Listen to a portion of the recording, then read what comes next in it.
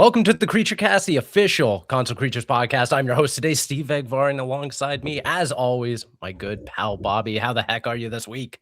Beautiful. It's Wednesday afternoon. I'm having my bubbly and I'm having my green tea, and I'm good. What about you? That's right. I got my bubbly as well. Blackberry this week. Yeah, I got the Cosmic Swirl. Oh, But yeah. you know what? I don't Nice. like this one. I think the Melon Eclipse is my favorite. Interesting.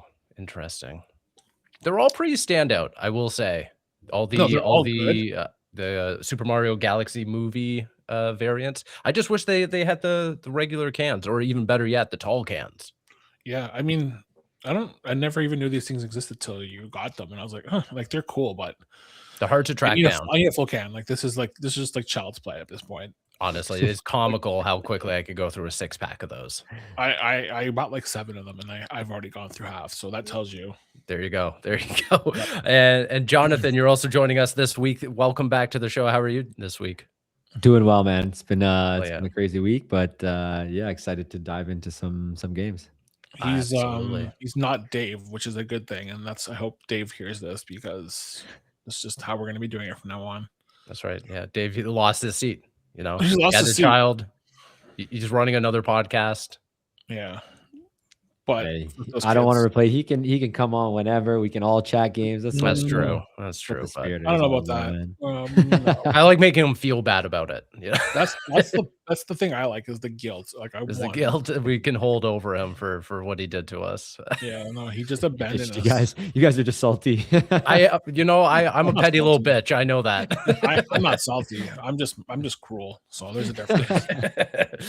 And for everyone tuning in, if this is your first episode of the Creature Cast, we get together every single week to talk about the news, some great games that have just come out. Give us a follow if you're listening to us on YouTube, Spotify, Apple Music, any of that stuff, because every single week we try to talk about some of the greatest games, give our perspective on them, give our analysis of the industry that we love so dearly. And your support and appreciation goes a long way for the show, helps us grow our audience, and creates new opportunities for us, and we really, really do appreciate all of it. This week we're going to be talking about the Epic Games Layoffs. We're going to be talking about Crimson Desert, maybe some Pokopia, as well as Super Mario Bros. Wonder, the Switch 2 edition as well. So a loaded episode, but we'll jump right into the weekly console update with some top news stories. And this one just broke just recently, just right before we started hitting the record button, but Nintendo has decided to split MSRP pricing between physical and digital sales, ostensibly giving a discount to digital sales moving forward starting in May with Yoshi and the Mysterious Book for Switch 2. If you head over onto the eShop already, you can kind of see the pricing model split already. You can kind of see this go into effect if for those of us in Canada. The physical edition of Yoshi and the Mysterious Book is slated for $99.99, but the digital version is discounted for a pretty sizable $15 discount at $84.99. So this is going to be moving into effect for first-party games, and in my opinion is a pretty big blow to physical games, which seems to be a dying medium within the games industry. Jonathan, I want to get you on the record here. How are you feeling about this? What's your take on this news? Yeah, I mean, honestly, I think when I first heard this, I thought they were kind of just doing it because it just like maybe things weren't selling well, or sure, like they're trying to make more sales. I don't really know what's going on, but yeah, it seems like they're just really trying to push people towards the digital. And that sucks for anybody who loves collecting physical copies and 1000%. You know what I mean? Because I honestly, I remember the good old days of when you used to just collect a collector's edition with the game, the booklet. Like, I know it's whatever, it's a lot of stuff, but whatever happened to those days, honestly, it's kind of sad. It is, yeah. Bobby, how about you? How are you feeling about this? I mean, it's interesting. It's Nintendo. I mean, like legitimately, we know that they've always been the premium physical copy seller, right? Like their games have never gotten below a certain threshold. They will never go below that threshold. And suddenly now, why are they $10 cheaper? And I feel like this is likely due to the cost of living all over the world, and I feel like it's just a proactive move to get people on board with the idea that digital is not going to be cheaper for them. And I think it's the right move. I just don't know if it's the right move right now, given, everything going on and, reports of the Switch 2 cutting production. Yep. 2 million. Yeah, I saw that. All this is all tying into, I feel like, whatever the US is doing. And unfortunately, the biggest pieces of shit are running the countries there. And I'm not going to words like they're basically causing problems for every sector, like tech, education, health, and like we're seeing the fall right now, and this is exactly what it is. So I feel like this move is done because they know that the way things are being dictated from the States means there's no prediction of how they can go, so they're just trying to nip it in the bud, maybe like a cost cutting effective mover like this. And I feel like it's good, but I just don't know if it's the right one just yet, right? I mean, like I said, yeah, I mean, obviously there's economic challenges approaching consumers right now. People are holding on to their purses and wallets a little tighter because of everything happening in the States, Canada, other regions around the world, and everything. The MSRP pricing model change is definitely hitting all regions. So this is something that's a global change. And like you said, coming off the heels of the reports that Nintendo is cutting Switch 2 production by 2 million units as they were expecting. I mean, clearly they're seeing dampened adoption for some of these games and everything.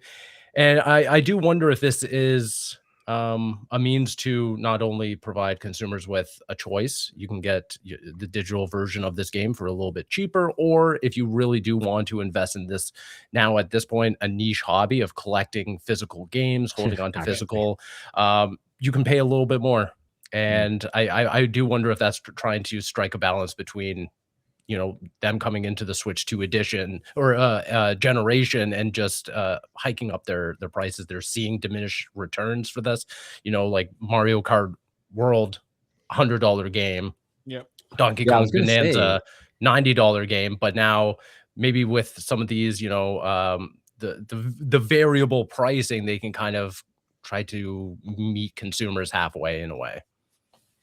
That's the thing. And I don't think that cut to production is anything to worry about, because still 4 million Switch 2s is pretty impressive. Yeah, it is. It's basically just saying like, I'm not buying the combo for lunch. It's just I'm buying the burger, and like that's fine. It's not. I don't think it's anything to worry about. It's just I feel like they're just being proactive. They're reacting to consumers. Like I forgot that their games were like $90, $100, and I'm like, yeah, so it totally makes sense that they would cut back on that, especially because the digital copy doesn't cost them anymore to produce. So yeah, and if they kind of train their audience to be more digital focused, at a certain point they'll be able to scale back manufacturing of cartridges, scale down manufacturing of even just like in Best Buy, where you have a bulk of the wall taken up with games and advertisements and stuff. That will start dwindling down. You see that with Xbox, and people were being like, oh, this is doom and gloom for the Xbox brand. But it's like, no, the audience is trained so viscerally to be a digital only platform that people aren't going out and buying Xbox games physically anymore.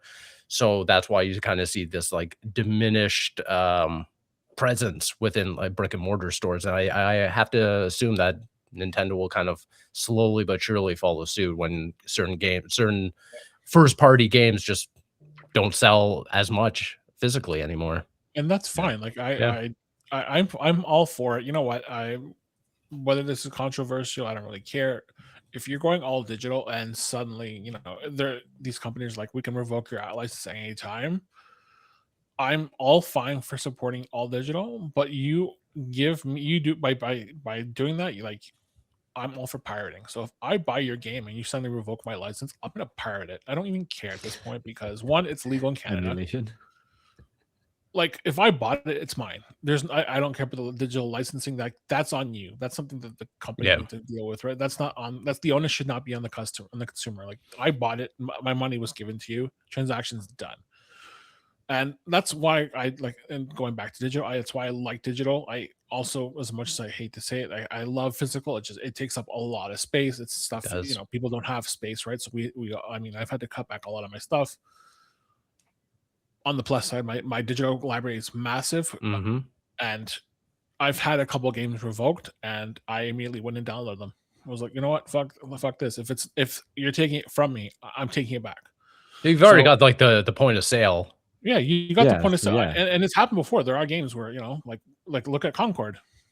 Sure. I know it's not the best example. Taken offline, but sure, I understand. Game was taken offline, but like, what about those people that bought? Like I bought it. You got the refund, but like, there was even the game Ubisoft or game. like anything that you would buy that goes offline. Like there should be none of that. Like just make it open source at that point and give people ways to keep playing your games. Yeah, like, offline servers and everything like that. Yeah, and like I said, the honest should be on them. Like to just, I'm all for digital. There is good to that, but like the bad stuff is on the companies that do the sale. So like you need to figure it out, because I will find alternatives, and I'm fine with that mindset.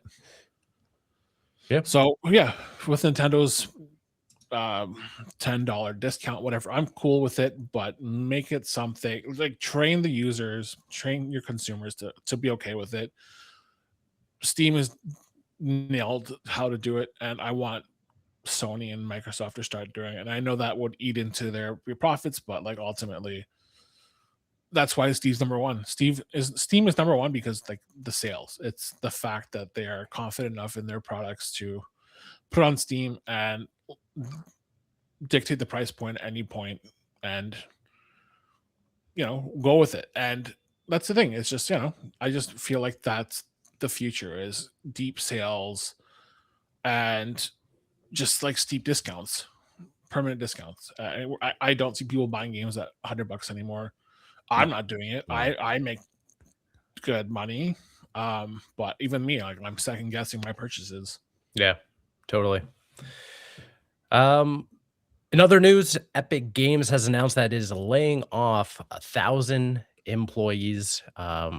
Sent out a memo to employees this week, and I'll quote some of it. And in the memo, it said, quote, the downturn in Fortnite engagement that started in 2025 means we're spending significantly more than what we're making, and we have to make major cuts to keep the company funded. This layoff, together with over $500 million in identified cost savings in contracting, marketing, and closing some open roles, puts us in a more stable place. The note then goes on, but there's another bit here. It says, quote, since this is a thing now, I should note that the layoffs aren't related to AI to the extent it improves productivity. We want to make as many awesome developers developing great content and tech as we can. This is all coming from Epic itself. Yeah, 1,000 employees. Really rough. This also comes off the heels of them increasing the price thresholds for V-Bucks if you're purchasing V-Bucks online. Also comes off the heels of them getting back onto iOS and Google Play after a lengthy court battle with both respect to Apple and Google. So I'm of the mind that I don't really understand this whatsoever. I don't understand how they're not making enough money, and if this is indeed true, we have to take it as face value as is presented here. This is pretty bleak for the industry. If Fortnite can't generate a profit with as much licensing, if being on as many platforms. I was just checking earlier today, but they still have 1.7 million concurrent players on average each day. So it's not like there's a massive downturn in the community. No, it's greed. It's all it is. You can sugarcoat it, you can put it any way you want. Tim Sweeney is a weenie, and that's what I'm saying right now, because it's Fortnite. If Fortnite is not making money, that's an executive problem. Yeah, it is the most popular game in the world. Next to Roblox. Scary for the industry though if Fortnite isn't making money. It is making money. The problem is exactly. Tim Sweeney's problem is that he wanted to take Apple and Google to court, and that stupid move that he did cost him billions of dollars that could have been spent, making the seasons better, because from what I understand, the season the last couple of years have been garbage, very bad. The only thing that's been saving them has been like the costumes and the tie-ins and all that stuff. But like even that, like people are spending money on that. How are you not making any money? Like how are you spending more than you make? Because that doesn't make any sense to me. And in a world where it does make sense to me, then you got to start cutting executives, because you're effectively just firing all the people that are making your game better. And they fired the artist that made Jonesy. Yeah. Like the face of Fortnite. They fired people crazy. engineering the new game modes and all stuff in the middle of making these game modes. So it's like, how do you justify your cuts? Like, why can't you take a pay cut? You're an executive. You make millions of dollars. You have millions. They never of will, dollars man. They never will. They never will. And like, You I think not get paid for a year and you would be okay. You can get paid for 2 years. You could probably be okay. Why can you not sell some of your Lamborghinis or your Ferraris that are sitting in a driveway acting like fucking dead weight, and you're cutting people's jobs? You cut 1,000 jobs for what? Because you're a greedy piece of shit. And I'm sorry, like I'm not mincing words anymore. Like this is a really big problem, and everyone's upset. Everyone is upset this, and they should be. And the only way to get through it is we all stick together, right? Like these are people that literally do nothing but bring joy to people. Like they make games, they make memories for people, and our job as media should be to cover this stuff and hold these people to accountability. So I'm doing that right now. Saying like, Tim, the buck like, definitely stops with higher ups. They don't like the responsibility to make Fortnite profitable isn't on an artist making a skin, or it's not on the marketer putting together licensing deals. 100%. Or anything like their that. jobs. That's the crazy part. Like, well, exactly. And to me, I've been trying to think about this. Like, they fought tooth and nail to get back onto iOS and App Store and bring in like Apple and Google into court. And I do think that in the long term that is probably a good move, because like smaller developers just could not fight for themselves to have third party marketplaces online and everything. So in the long run, I think that what Epic did was really good, to be totally honest. But if they didn't account for the fact that it was going to cost that much money and take this much time, and if it really did, like fuck up their books as much as it has, then someone at the top really screwed up here, because it's affecting thousands of people's in a time when the economy just cannot support 1,000 households in the marketplace for jobs. It blows my mind that if Epic Games and Fortnite cannot succeed, like what rhyme or reason do anybody else making games right now have to succeed, right? And I will never ever take what is told to me at face value. I will, like, I just don't believe it. You can never, and if you do, then that's a big problem. But I feel like this is kind of something where Epic needs to be litigated on. We're like, okay, prove it. I feel like things like this need to start being accountable. Like, if you let all these people, give us show us the books. Give us your numbers. Give us your books, because that doesn't make sense. No, it really doesn't. Yeah, and 1,000 people is no joke. Like, that's huge. Like, if Epic can't make this work when they have Unreal Engine 5 and then the most popular video game, with the exception of like maybe Minecraft and Roblox, but at least up there, I don't know how any other company can even like have a hope and a prayer. Because I mean, like, you even look at PlayStation, their whole 10-year plan for the longest time has been, let's chase what Fortnite's doing. Let's make Concord. Let's make Fair Games. Let's make this God of War online game. Let's make Last of Us online. Let's do all these games just because we need a piece of the pie that Fortnite has. And if Fortnite's not even has the pie, then what are we fighting for? Like, I don't know. I don't believe that they don't, though. I think people are I think they're making a ton of money from that game. I know how much my have to be. cousins spend on that game, and it's like that's one. I put in so customer, much you know? money the past couple months with the Office skins and Simpsons, and it's like Exactly, yeah. I'm part of the problem. I know I am, Yeah. but at the Way same to go, point, like Steve. I know. But hey, I was trying to keep those employees employed. God damn it! I was doing my part. Yeah.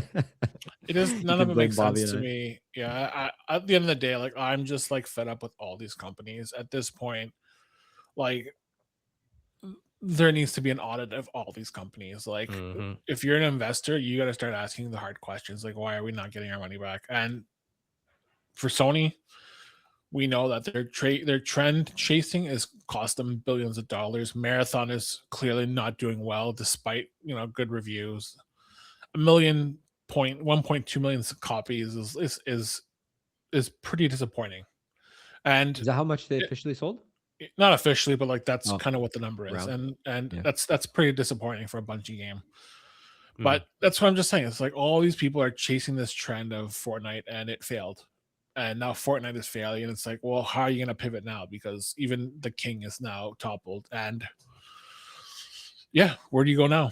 Do you go back to single player games? Because like those cost lots of money too. And you really are, and a lot of these companies are not even morally, they're creatively bankrupt. Like there's nothing that's really good anymore. They're too expensive to make games. Indie games are in a weird pocket. Where do you go? So the whole industry needs a reckoning, and like it needs it tomorrow, because like it's not sustainable. I don't even recognize the industry. I would love to go back to 2011 to like 2018, because like that was probably like some of the best years for games, and like we don't I just don't feel that connection to them anymore, and like it's just because of these trends. Yep. So yeah, I think it's a fair mix enough. of like the trends and these live service games mixing in then with your general single player campaign games, and it feels like so much out in a year that never happened before. No. You'd rent a game, you'd play it for a little while, beat it, and then on to the next. And you could keep up with the games. That's what I remember, is that like every week it was like, oh, okay, one, maybe two new games came out, and it's like, okay, I'm gonna put my time in with this, and it's like now a new game comes out every single day. Yeah, it's literally hard to keep up with anything we do anymore. Like oh, the flowers talking. Yeah, it's like, how do you keep up? I'm struggling to keep up with what I'm playing right now, because I'm playing like 5 games at one point, and like I never used to do that. No, totally. Yeah. Well, speaking of which, let's dive into what we've been actually playing. One of which, a pretty big game, Crimson Desert. Jonathan, you came onto the show to talk about your experiences with Crimson Desert. I want to hear from you, because I've also been playing it, so I'm interested to hear your perspective. Yeah, I mean, I'm sure we have a lot to talk about, to be Yeah. honest. Listen, it's growing on me. I like it. I'm glad that we're giving it the time and not just kind of like, rushing through anything. It's a huge game. There's a lot to it. Oh yeah. There's good and there's bad, and I hear people's complaints, and I absolutely agree with a lot of them. And then on the other side, it's like I don't know. It was like last night I was playing it, and I'm just riding through the world, and I couldn't help but feel like it's just magical. It's like this game is like, I can't believe they kind of put this all together. But yeah, I mean, we can talk about just their like a lot of the issues that it has. And I think I mentioned this to you earlier, Steve, but it just feels like this was an MMO at one point, and they've like made it turned it into a single player campaign. Sure. Because you can, I think there's like MMO pieces kind of written all over this. So Yeah, and I mean, coming with the knowledge that Prolibus, developed Black Desert, which is an MMO and everything, like that's clearly their bread and butters. And coming into Crimson Desert, the first night I tried to play it, and I think the onboarding is very, very difficult. I think those first probably like 8 hours. It's stupid. It's bad. It's just bad. It's bad. Like yeah.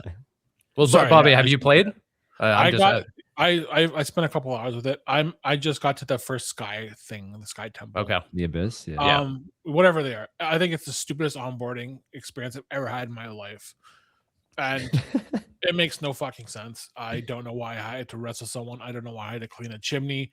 I don't know why I do any of that. And it makes no sense. Because it's an MMO game, It's man. an MMO, and that's where my point was going to be, is that it onboards you like it's trying to be a single player game, but it is at the same, like it's very different. Like it's almost like skipping over the step of being an MMO and like disguising itself as a single player game, when in reality it is a single player game.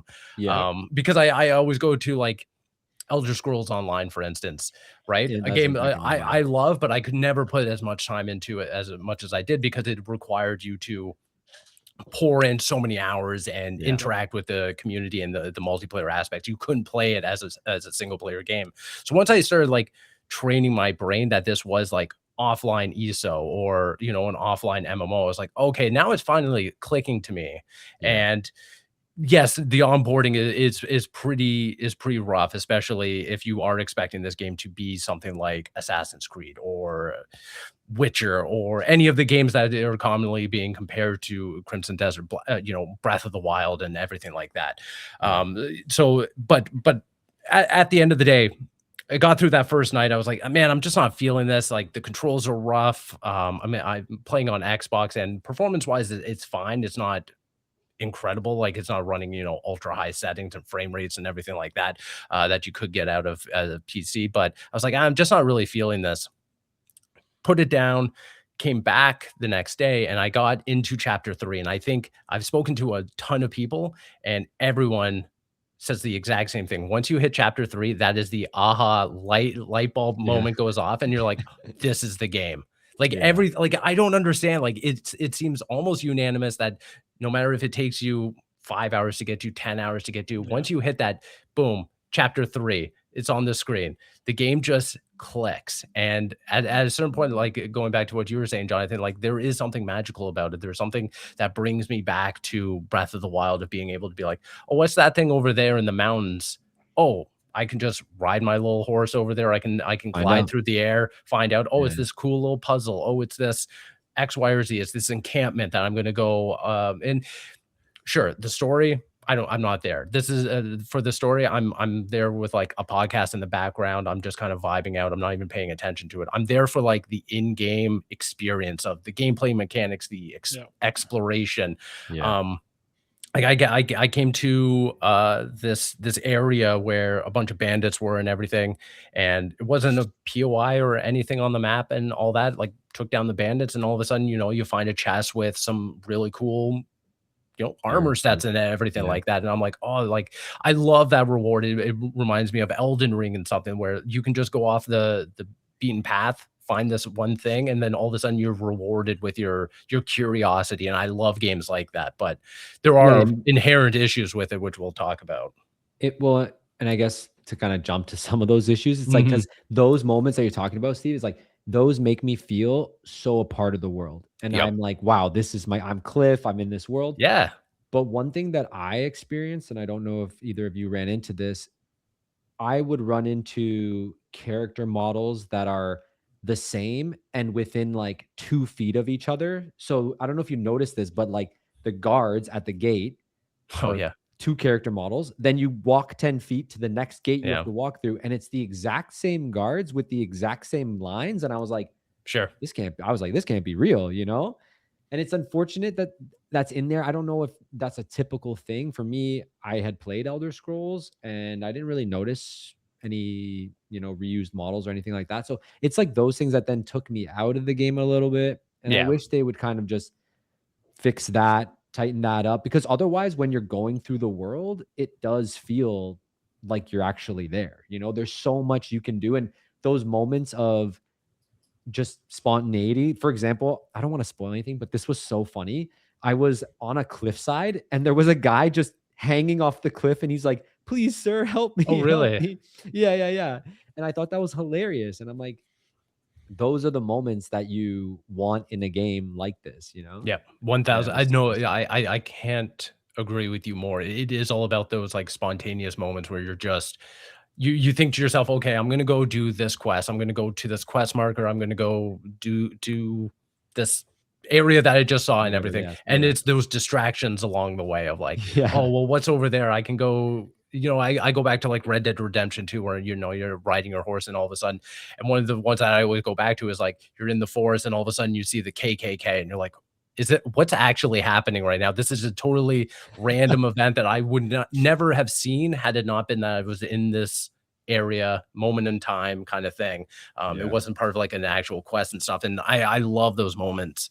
And I'm glad that those exist in perpetuity within Crimson Desert. Yeah. Yeah. Yeah. I don't know. I'm guess just because I'm that far into it, I'm like maybe an hour and a half into it. Yeah, I it don't know. sounds about that way. I don't feel like it's anything revolutionary. No. I think the hype was way oversold, and I now understand why this was an influencer heavy marketing campaign, because they have very little nuance in how to appreciate how we do games as media, right? Like they will hype it up and like not really explain why. Yeah, it's a good game. It's this, it does this, but like really, that's not what I want from my reviews. And there's something for everybody, but ultimately, I think there's value in there's valid criticisms both, and everything. Yeah, there's no. I'm but not saying it's just like I feel like they, for this game specifically, they picked a lot of the wrong people to hype this game up, because really they didn't explain why it was good. Just that it was good. I think I would disagree in that. I think this game reminds me of being on a playground, and what I mean by that is like, well, Jonathan, you're talking about the guy on the cliff and everything. Like that reminds me of like being on the playground back in like and like talking to friends about Ocarina of Time, and be like, oh, did you go to the ranch and did you do this and that? It's like, Yes. oh, now I'm immediately wanting to go to my console, boot up Crimson Desert, load up and find that dude. And similar to the influencer campaign and stuff like that, I feel like this game really does what it does really well is capturing those like little moments, post them online and be like, hey, if you go to this area on the map, you can find this little cool thing. And then that turns into like this virality moment. Like for instance, outside of the main area, the first main town that you get to, there is a house up on the cliff and everything. And if you go break into the shed that's like next to it, you can get like a katana that is so OP and will probably carry you through like the first third of the game. It's never marked. It's not part of a quest, nothing like that. Someone just happened to find it online, post about it on Reddit. People on Reddit, like it circulated around. It ended up on TikTok. That's how I found out about it. I was like, well, shit, I'm going to go do that. And like, I think that's part of it, is that this game is so expansive. There's so many like little moments, little things that you'll never come across if you just mainline it, if you just follow the golden path and everything. And I think going back to like the influencer campaign, that's kind of what it's all about, is getting it into the eyes of as many people as possible and just kind of showcasing what this game's kind of capable of, because it is so big. And then kind of leaving the nuance of it to, conversations, that we can have down the road. Exactly. And I mean, they didn't lead us astray when it comes to how this game looks graphically. I know some of the systems are struggling with it, but if you have a higher end PC, I mean, the game is beautiful. They did acknowledge probably not much of a story. And generally, I think for someone like me, I don't really need the best story to get me through things. But I will say the beginning, again, it is rough for players to get into it, because it just feels like it was the definition of fetch quests. You're like, please, sir, go get me my sheep, and please go get me the dead cow. And you're like, oh my gosh, what the heck am I doing? Like, I want to be doing better things, 1000%. But then when you get to the boss battles and you do start to add to your skill tree, that's when it starts to come alive. That's when you start to feel like, okay. And then I just kept wanting to go and mine ore to bring it back, upgrade my gear. And that's what makes you feel part of the world, right? Yep. Yeah, it's having that freedom of like, okay, well, I could go do the next quest. I could go to the next boss battle, or do I want to go hunting for some new weapons? Do I want to go improve the weapons that I already have? Do I want to go raise some encampments, level up my character, unlock new abilities? Like X, Y, and Z. Like there is so much that you can actually be doing, rather than feel constrained and just kind of going down that path. But the one thing I do want to talk about are the controls. And like I said, I was playing on a controller on Xbox, and it is pretty abysmal in terms of what the game expects from you. It's a lot. What's like the worst thing you experienced with the control system? I think a lot of it is just when you think of comparable games, I go to Elden Ring, I go to Witcher 3, I go to Assassin's Creed. They all kind of follow the same layout, button layout, into and maybe that's because a lot of developers just play it safe, or maybe that's just because a lot of developers are like, no, this is the way that this kind of game needs to play. Crimson Desert ignores all of it. Like the fact that you to sometimes talk to a person, I have to hold the left bumper and then be like, no, I want to talk to this guy. Or the same thing, hold the left bumper and then do a precision jump rather than a regular jump. And it's like, it's just like, I think it's doing too much when I feel like you could have refined it and boiled it down to maybe half as many inputs. Yeah, I agree. I think because even for me, I know I struggle when I'm in battle. I'm like using left bumper to lock on. But then that also, if you hold left bumper and you hit the stick too hard, you'll throw out the, I forget what it's called, but like the abyss claw thing. Yep. Yeah. I just want to block. I want to parry, and I do agree. I think the thing to be said is like, just because you can get over these bad controls or get used to these bad controls does not make them good controls. Yeah. And I think they should have just taken what other games, like you said, Steve, have done before and implemented it here. Agreed. Because then the combat would feel fluid. It looks sick when you're fighting. The moves are amazing. It's fucking hilarious that you could clothesline people and when you can like pick them up and like throw them, and like some of the combos you could do actually, like once you get used to the combat, it feels so good and looks so good.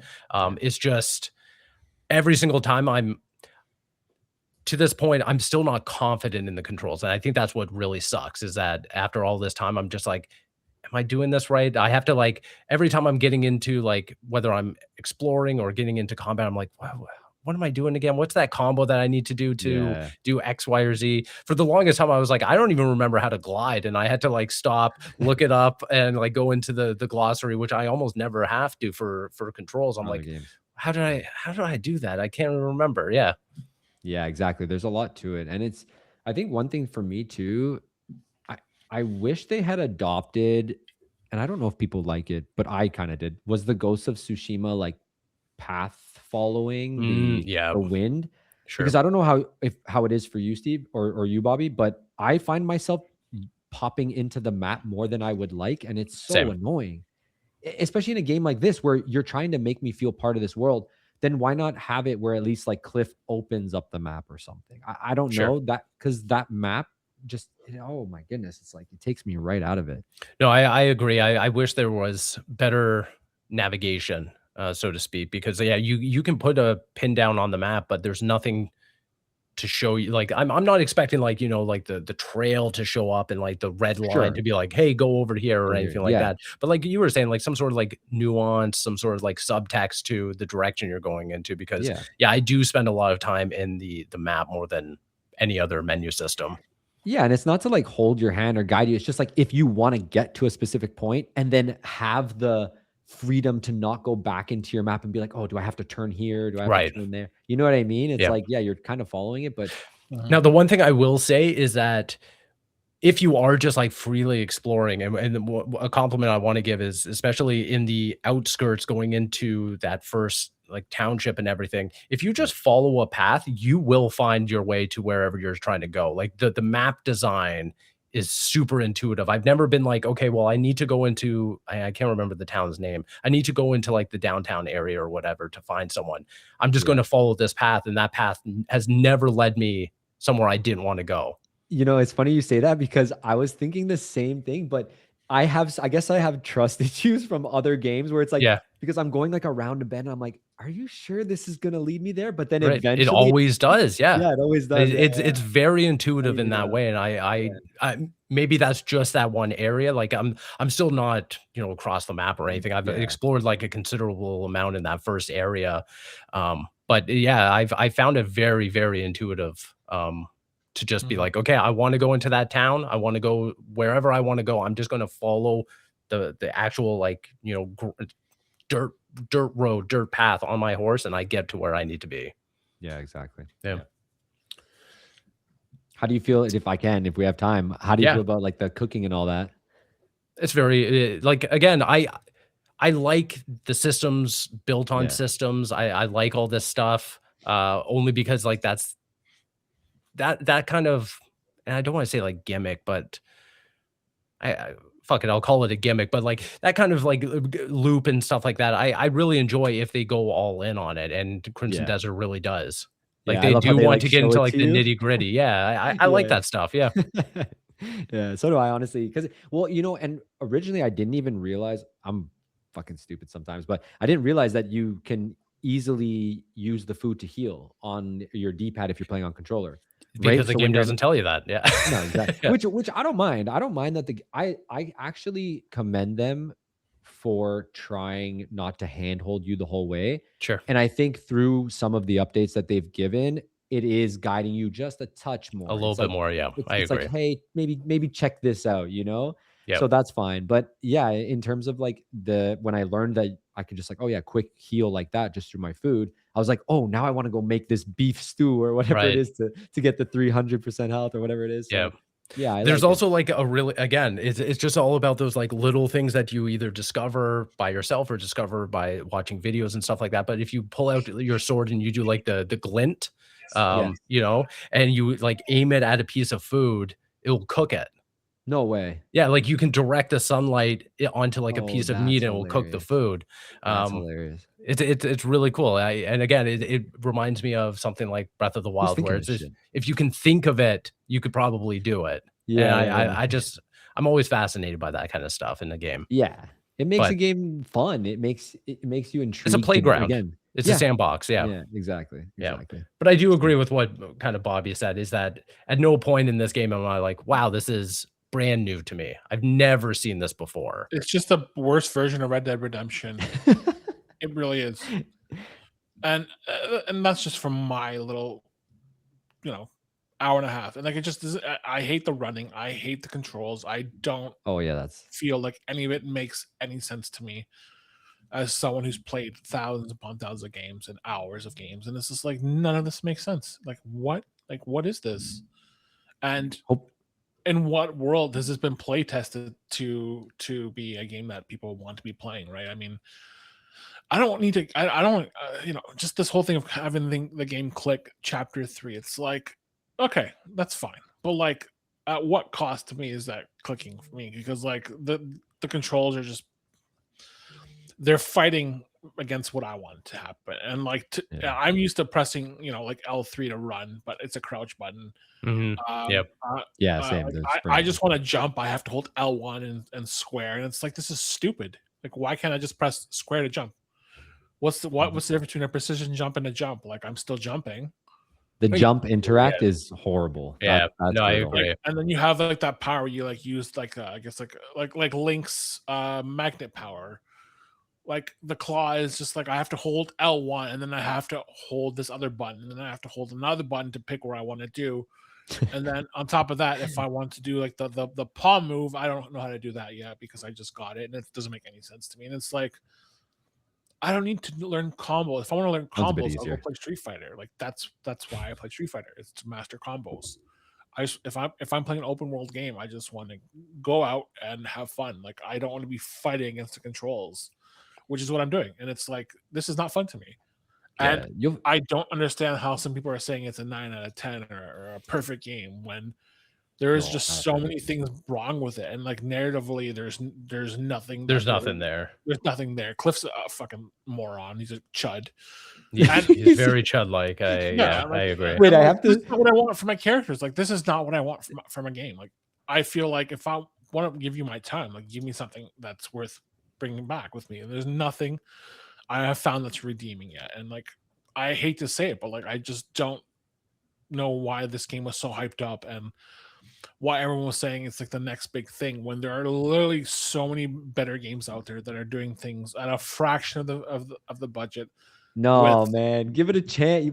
I'm telling you, I'm gonna give it a chance. I'm just saying, I've played better games. There are better games that do everything this game is doing 100 times better. And that's what I'm saying. It's just like Crimson Desert is just a melting pot of ideas that just don't work together. And that's it. And that's me as a critic. That's my job, is to say this is what I think, and this is what I'm saying. I just don't see the hype. If I'm the one reviewing it, I would have gotten like a 4 out of 10. I would have given it a 4. Well, that's just because you want to win the fantasy critic. No, I don't. I'm gonna. Yeah, exactly. Yeah. See, this is the only reason. Yeah. Did I pick against it? No, I picked. Yeah, you did. No, you did. Yeah. So I'm giving it a 10 just for that. Yeah. Even still, it's like I'm gonna win it, but like the whole point is like from everything we saw, it was just like it never really was like, yeah, this looks like it's gonna be a knockout game. Whereas I saw Red Dead Redemption, I was like, yeah, this is gonna be a once in a generation game, and like it wasn't even a question of it. And there's a game you can kind of Rockstar. It's completely. It's like, Rockstar, but. It ended up being a game of the generation. Like it was so well done, and it has similar controls. Everything's very complicated, and it works. And those are controls that, as I said, while they're complicated, like those are ones I mastered very fast. Like, and they were very complicated to master, but you still had to do like button presses and combinations. This one is just for the sake of it. Like, why am I running around drop kicking people? Like, what? Why I just feel like it's a game that will either click for you or it feels not. Like it's something for they're trying to be like everything you want is in this game, and like I appreciate maybe I want to try to do that. It's just this isn't the game for it. I feel like if you're making this game and you want to make a good impression, I know you have Pearl. What's the other game? Black Desert. Yeah, it's like that's your MMO. Like stick those ideas in that game. Make something wholly unique single player in this game, and they didn't do that.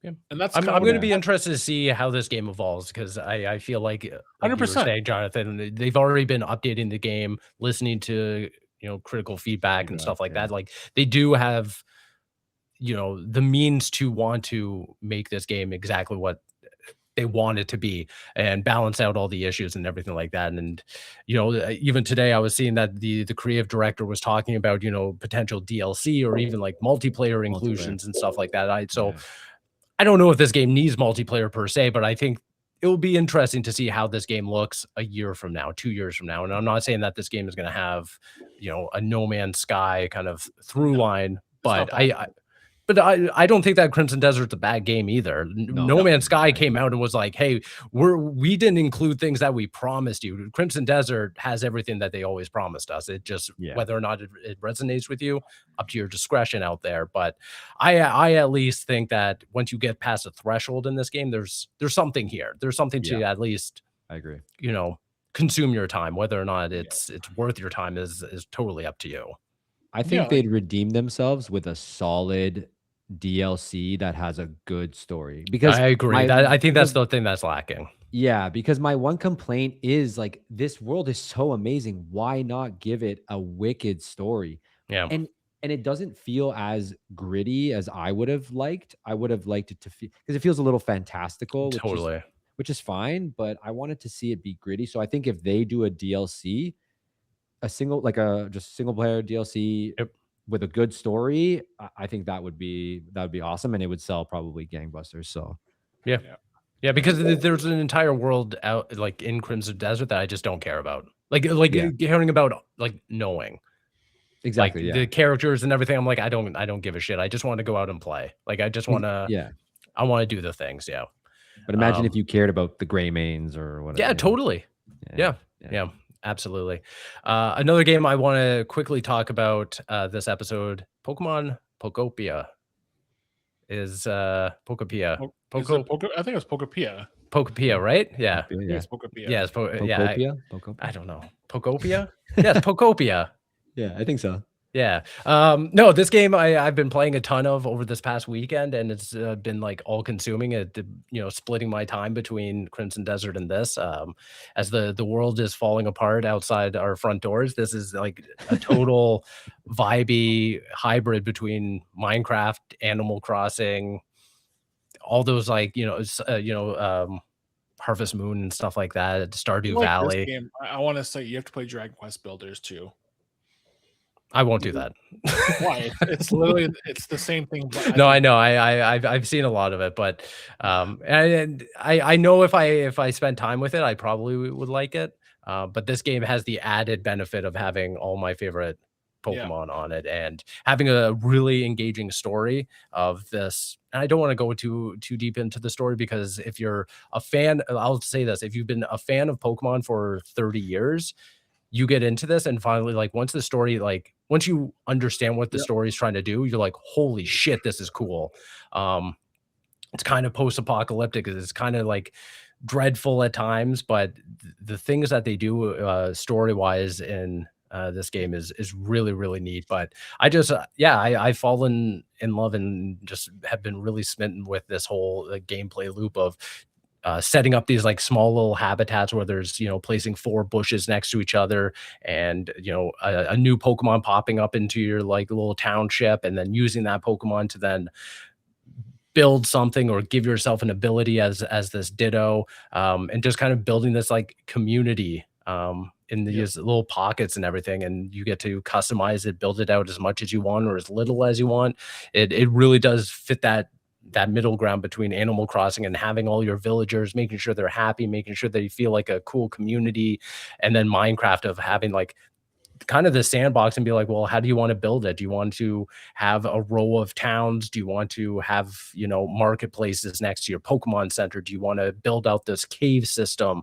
Do you want to build a lake or whatever you want? Like, how do you want to build it? And it's really cool. And I think that the developers went a long way to clearly collaborate with the developers of Animal Crossing because there are even like sound effects that are taken and put into this. Like it's kind of remarkable, and some of the UI is the same, so it feels very familiar. I tried to go back to Animal Crossing for that Switch 2 update, and I was like, I appreciate what you guys are doing. It's just my time with this game has come and gone. I've done all the seasonal events. I've done all the I've done everything in this game that I could possibly do at this point. I need something else, and Pokemon is now kind of filled that gap. And yeah, I'm just really, really happy with what they put together. And I know that towards the end, like you can make some insane builds. I've seen some videos online.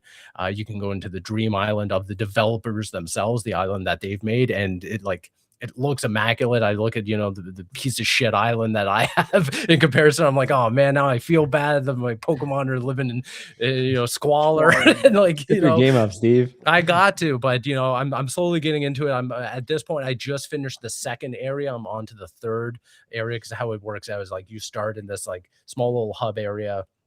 You build it up, you do kind of like the story beat by beat by beat. And then at a certain point, your like quote unquote trainer rank goes up, and then you can kind of migrate into the next area while still coming back to the first one and doing everything that you want there, tending to anything that you want. But you're progressing the story in the 2nd area. And the 2nd one is like dealing with like building an electricity system and waking up this Snorlax and everything. And now I'm on to the 3rd one, so we'll see how that one goes. But yeah, so far I'm having an absolute blast with this game. This is a game that will, I'll definitely be playing, night to night and checking in on, because it's just one of those games that you can do as much or as little as you want and feel like you're progressing, whether you're just building a house or progressing the story or just kind of customizing and making it feel like your own. It's filling that loop that Animal Crossing I think excelled in way back when. And it actually has like a story. I haven't played it, but I've seen like so many people are having fun with it. I just saw like I think it was on like TikTok or something, but they're like doing horrible things to Mr. Mime. Oh yeah, burying him. Yeah, because he's a little someone freak. buried him like 10 feet down. Yeah. Oh, that's freaking horrible, man. Yeah, and that's another part is like it's actually funny because you're a Ditto. you can like interact with the Pokemon. They kind of like have conversations. So a lot of them are super funny. Like their dialogue, their on-screen dialogue bubbles are super endearing and funny. And the game makes me laugh and chuckle at like a lot of times. Like, yeah, like I was saying, the story and just the moment to moment beats of this game are really, really good. It's a shame the regular Pokemon games are not as nearly as good, because honestly, once these games get weird, they get better. And that's what I feel like the last like 5 mainline games have lacked. It's just that originality. It's still the same thing. But like I would have like at this point, like give us like an adult Pokemon story. I mean, this one's pretty adult. Pretty adult, right? But that's what I'm saying. It's like, put that in the main. Oh, I see what you're saying. Yeah. Right? Because it's always the same loop. It's, you know, the trainers. Yeah. No, I agree. Like at this point, like I would love to see something like this translated. Like, can you imagine? It's basically this, but a mainline game. You're the Ditto going around fighting other Pokemon who are the gym leaders. Yeah. And then the story is you're unlocking obviously what's going on, because like the story is actually really good. I'm surprised at how much it's kind of been like, wow, this is one of the darkest things they've ever done. Yeah, it's really, really damn cool and compelling. But it also reminds me of Horizon Forbidden Dawn. Oh, sure. Yeah. In a way, yeah, absolutely.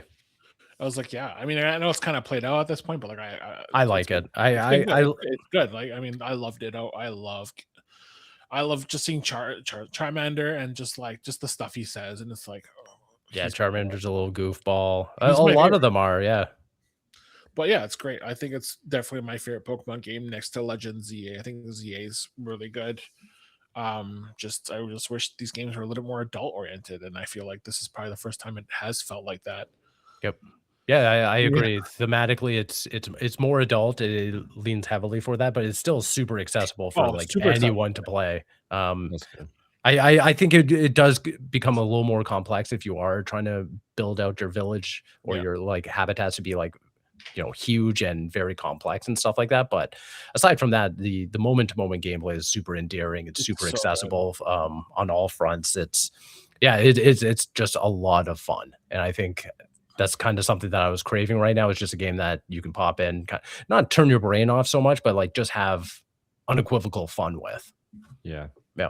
Characters, you know, like exactly every single time you see like a bush like wiggle, or you see like the water react, and you're like, oh shit, like there's someone there, and you kind of go, and it does like the who's it gonna be, who's popping out of this. It's like, oh man, it's my guy Growlithe. What's up, dude? Like it's like kind of like, you know, like a reunion special almost of like, oh shit, this guy's here now. Like, and it does seem different enough. Like it does seem like it's, you know, something pretty. I mean, I feel like this should be a good series. Like they should start moving to different regions. Like that would be cool to see what Johto is like, or even like Alola, because like, these I just love what they've done with it, and like really just tie it in. You can basically just move with DLCs. I would love to see something like that, but it's such a great series. I like it. It's surprisingly how accessible it is, and it's just like you could really just take your time with it, or you know, dig in. And like there's that level of just like however you want to play, you can do it.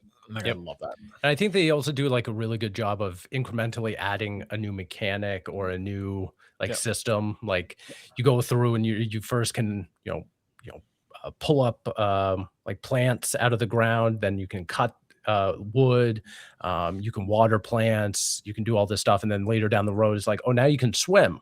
And you can turn into a Pokemon that can swim and stuff like that. And like incrementally, I've seen you get access to more and more abilities. And I think that kind of like opens up the gameplay loop in extraordinary ways. That way you're not just going into a new area and you're like, well, okay, I'm going to clean it up. I'm going to cut, trees down and stuff like that. And then just kind of go through the motions. It makes it more fresh and keeps it fresh as time goes on. Yeah.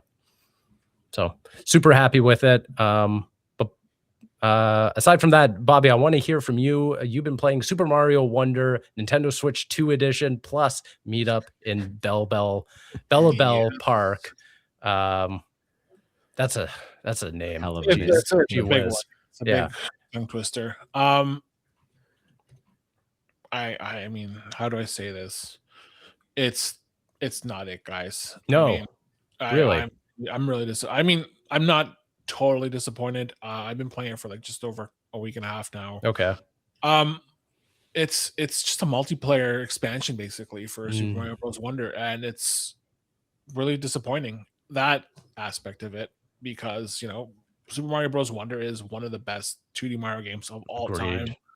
I still think it's unmatched in what it does, but this game is just it's made for people who have friends with very similar taste and very similar timetables and the ability to meet up and play the multiplayer sections together, right? Because it's really just it's a paid $30 expansion in Canada. It's basically um dozens of multiplayer games. That's really what it comes down to. So it's Mm, just like, mm, unless you find a group of people who you're willing to play with and coordinate time to settle down, like there's no way to do it because there's no matchmaking in this game. You're basically stuck having to coordinate with people. And like I okay. was lucky enough to do a couple sessions with Nintendo last week.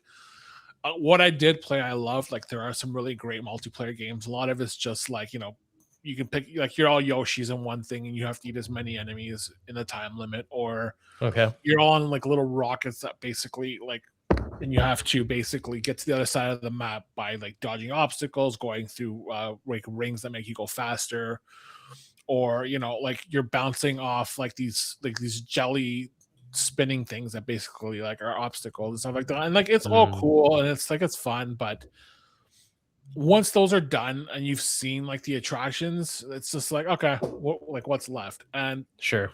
only saving grace is there is a sort of an epilogue that kind of ties into Super Mario Bros. Wonder, where like the Koopalings are now equipped with wonder powers because Bowser's obviously gone, Hmm. but he left his powers behind, and all his kids basically got their own versions of powers. So you're recruited by the Captain Toad Brigade, and you're basically like, you guys got to go, like you have to go find where they are on the map. You got to get the power back from them. And what I do like is that it introduced a new flower power that basically shoots flowers at enemies, lets you float, lets you kind of just bypass obstacles on the ground by like kind of like tossing your feet and stuff like that. But like Okay. other than that, I finished the single player stuff in like an hour and a half, maybe two Mm, tops, and it's not particularly challenging. And that was kind of what it is. You basically do that, you collect these Bellabel flowers, and then you get Bellabel water. And then basically what you're doing is you're basically unlocking like collectible cosmetics for the park. So you unlock like different shrubs, new trees, new flowers, okay. cause like emojis for your character to kind of emote to other players and stuff like that. And that's the crux of what you're doing. And like I said, the only saving grace was the Koopaling battles, and then there are the Captain Toad training camp levels, which are basically they're Mario levels remixed with like the powers and stuff that you unlock and like different like obstacles and stuff like that. And there's about 70 challenge levels, 67 challenge levels. You can do them solo or play with other people, Yeah. but you're not really doing anything outside of just seeing their ghosts in the level and maybe offering them a power up. But you're basically just working to clear these levels while watching other people do it at the same time as you.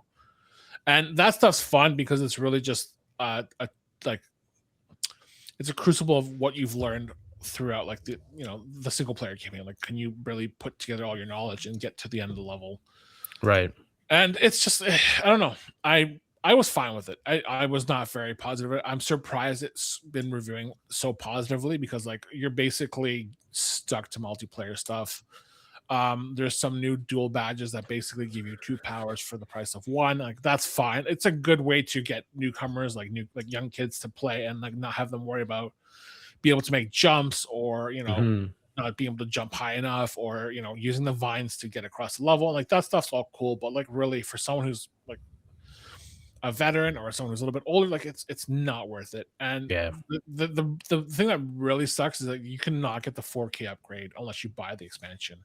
That's too bad. And it's falling into that bizarre at this point it's a trend. It's become a trend. Nintendo Switch 2 upgrades, I hate them. I think it's so bad for consumers.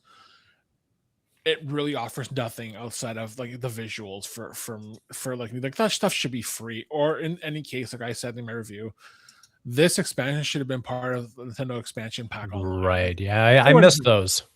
Yeah, like why did Nintendo get like Breath of the Wild and Tears of the Kingdom?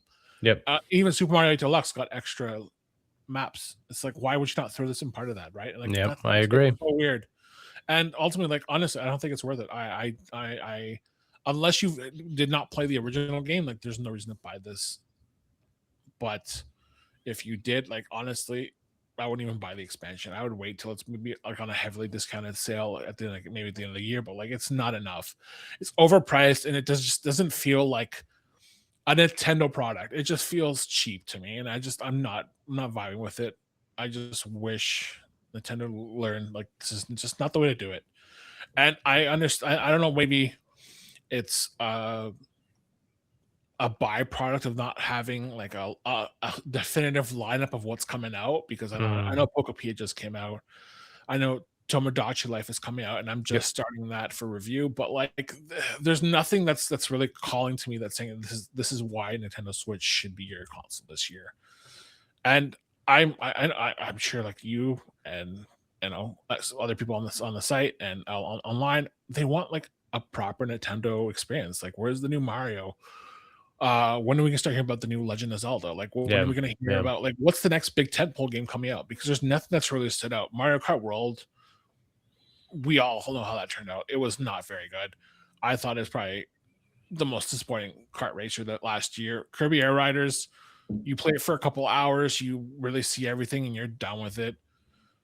The only saving grace maybe this year has been like Pokemon, Pokopia, and Legends ZA. And like that's kind of all that I've been really focused on my Switch too. Everything else has just been like, well, I could play it on my Steam Deck or on my PlayStation. And it's really disappointing because I do love the Switch too. I think it's such a great console, but like these upgrade packs are just not doing it for me. Like there's nothing viable for me to say, hey, this is a good product, you should be buying it.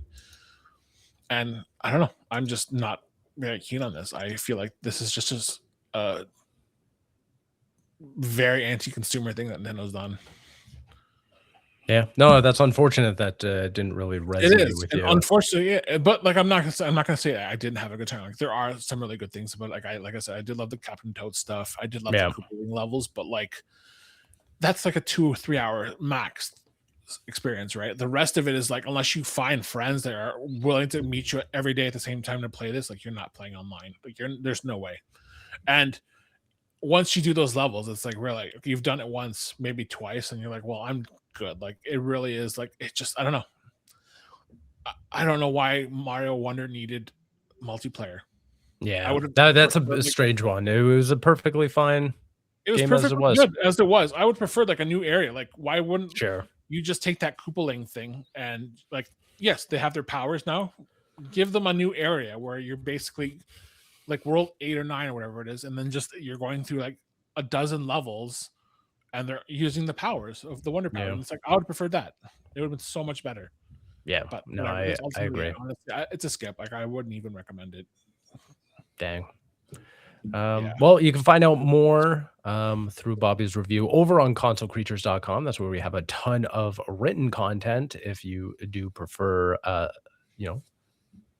all that stuff. But Bobby, if people wanted to connect with you online, connect with the website, where could they do so? Yeah, consolecreatures.com. You can find me at bpashalitis on Blue Sky. And yeah, check us out. We got lots of stuff coming up. Exciting. And Jonathan, thank you once again for joining the show. If people wanted to connect with you online, where could they find you? Yeah, just find me on Console Creatures. I'll be helping out there. We're going to be doing some tips and tricks for Crimson Desert. And then we're going to be looking at doing a full review for it. So lots of exciting stuff coming up. And yeah, just come on out, hang out, and follow us.